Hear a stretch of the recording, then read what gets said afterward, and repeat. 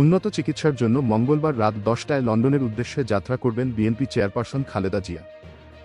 Subscribe করুন আর নতুন video দেখতে বেল আইকনে ক্লিক করতে ভুলবেন না। তার সঙ্গে যাবেন তার চিকিৎসায় গঠিত মেডিকেল বোর্ডের সদস্যরা, দলীয় নেতা, ব্যক্তিগত কর্মকর্তা ও স্টাফসহ 15 জনের অধিক মানুষ। খালেদা জিয়ার সফর সঙ্গী হচ্ছেন তার ব্যক্তিগত চিকিৎসক ও দলের স্থায়ী কমিটির সদস্য ডাক্তার এজেড জাহিদ হোসেন। তিনি দীর্ঘদিন ধরে খালেদা জিয়ার ব্যক্তিগত চিকিৎসক হিসেবে দায়িত্ব পালন করে আসছেন।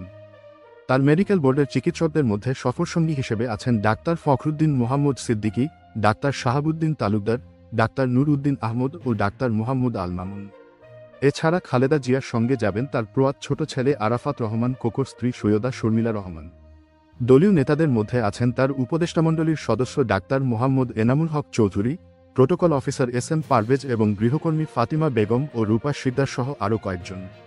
সোমবার গুলশান বিএনপি চেয়ারপারসনের রাজনৈতিক কার্যালয়ে এক সংবাদ সম্মেলনে ডাক্তার জাহিদ জানান, কাতারের আমিরের দেওয়া বিশেষ এয়ার অ্যাম্বুলেন্সে করে খালেদা জিয়া কাতার হয়ে লন্ডন যাবেন।